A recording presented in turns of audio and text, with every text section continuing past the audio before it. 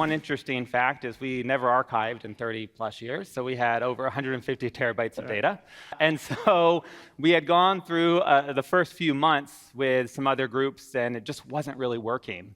And so we made that transition to IBM and S&P. We believe in what S&P can do. We were committed to the capability and the technology that S&P brought to the table. But in the end, it resulted in the smoothest go-live that I've ever seen in 20 years of consulting. And our CFO, yeah, that's a good point. Our CFO said in all of his time at working, he's never seen a technology implementation go as smooth as this one did. Transformations will not end at Adobe. There's a few things that we knew we needed to do. Garrick already mentioned just the sheer number of transactions that go through our system. It is massive. And so that led us into the hybrid, Bluefield approach, right? And so if we look at our success story where we did go live, we had no P1s, we were able to really drive things through fruition, it was the right calculated risk. So that time savings, thanks to meticulous execution, allowed us to shave time off, get defects fixed before we turned the system on, and in the end, result in the quietest go-live that we've ever seen at Adobe. We also did a proof of concept, if you heard about that earlier. So that's when we first went in and looked at how is the tool going to work for us. We did a bake-off prior to that, and S&P won out that bake-off, so we were very happy to see that happen. We went live in August of 24, very little business disruption, on time, on budget, really no issues to speak of with that. We looked at multiple tools in the market. S&P stood out in terms of the number of countries that we had to implement, number of modules that we have in scope. It stood out, so we decided to go with hybrid with S&P. So one thing that we are doing right now is that we're consolidating and simplifying our system architectures. I think that's where you're coming in, because our idea is that it's not only we want to consolidate our ERP system, but also we are looking at the PLM, our engineering system, and shop floor system. Yep. So we went live with S4 last year with the help of S&P, and kind of like migrating our 25 years worth of data. So now, on the ERP space, we have all these non-SAP system that we need to move to SAP. When S&P first coming in, you understand what at stakes. You understand that we came up from this failed relationship. You understand that we have 9 months that we have to basically deliver this. So, but you didn't just come and then wipe out everything. You came in, you try to understand what has been done, and then what we can salvage, and then you also understand, like, we have a deadline that we have to make. Number two is that we feel that you have our back. I think that's the most important thing. But at the end, none of those matters if we don't deliver results. So the third key defining moment is that when we went live. January 2024, we went live with S4 for 70,000 employees in Northrop Grumman. So we are a $40 billion company, 100,000 people. We went live with S4 for 70,000 of them. We went live.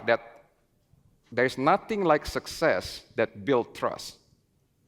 So at the end of the day, success builds trust, success builds track records. So now we are going to be continuing on our journey.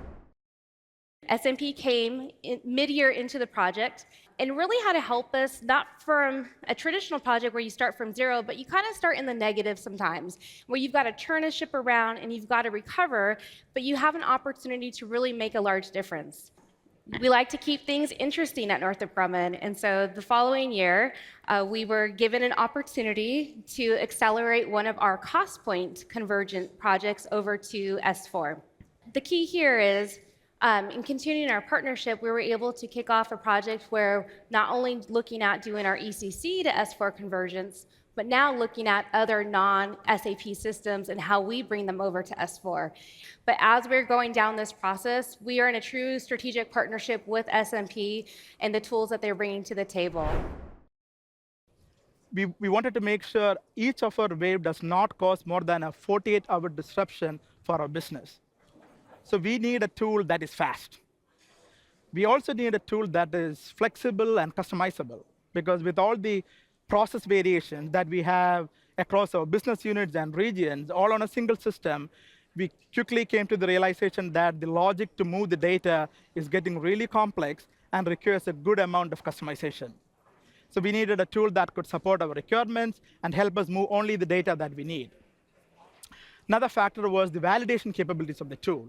With a 48-hour window, we wanted to make sure whatever tool we use, it has some level of validation and reporting capabilities that will help us to make informed decisions within that 48-hour window when we are ready to go live. So again, we spent several months, evaluated multiple options, talked to our peers, and finally decided or landed on choosing S&P as our partner in this very important journey. How do we execute migration as fast and cheap as possible? And that's where S&P, SmartShift, and PwC came into play. One of the things we wanted to call out here is the purple boxes, which are the data runs. And you'll see there's a total of 5+1 walks. Sometimes we have people say, hey, wait a minute, I'm migrating, it's like an iPhone app. Why doesn't it just upgrade overnight? No, it takes time. Why does it take time? You see here, we're going to be migrating 5 times before we do the production cutover. Why is that? You want to make sure that when you do it for real on that weekend, that it goes well. But one of the points we wanted to call out here is you see S&P all along the way. For every mock cycle, you see them there. They're not just in and out. No, they're there from day one of the initiative all the way to making sure that go live goes well. So we came to Bluefield because we wanted to have the one-step approach, not to make many pre-projects. We wanted to have everything in one project. Actually, it was really a difficult situation. When we come to review an IBM proposal with S&P proposal, we was really surprised with the approach. Bluefield, guys, what is the Bluefield implementation? By the Bluefield implementation and converting methodology that provide the reliability of brownfield as well as a new process, a new enhancement, a new modification like greenfield implementation, which is really a good approach for any legacy industry. We have a long history, not only with S&P, but also with SAP.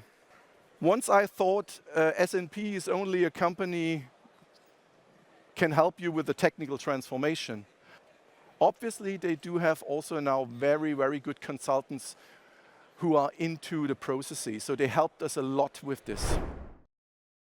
As we didn't have time to prolong the downtime, and we hadn't time or hadn't any opportunity to shorten the cutover period, that's why we've changed our approach. Yeah, exactly. I mean, there are a lot of activities in a cutover like that, and we couldn't see anywhere where we could save time.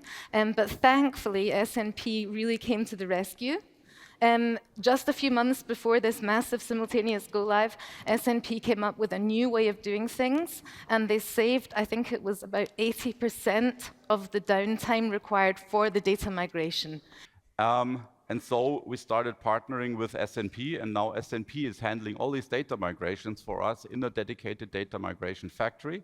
And we have a one-stop shopping front end to S&P that basically then deals with everything and shields the complexity from us that is inside the factory. That's very good and very convenient. And now for the first migrations, worked very well. With a lot of improvement in the downtime reduction over the test cycle, like François explained. So this was really a success from this collaboration point of view. And the RFPs for the vendors, and now looking back, very happy that we selected TCS as our partner for separation and S&P as the tool for the data migration. And to be honest, I think we had almost zero major defect after the go live. That was very positive surprise, basically. So we had 3 different systems as starting situation on different levels, on different databases, and we had to bring them together with a limited timeline to one consolidated system on a HANA database. And we took over then to migrate these with the colleagues from SNP, with the help of them, how to migrate 40 terabyte of data into the HANA database.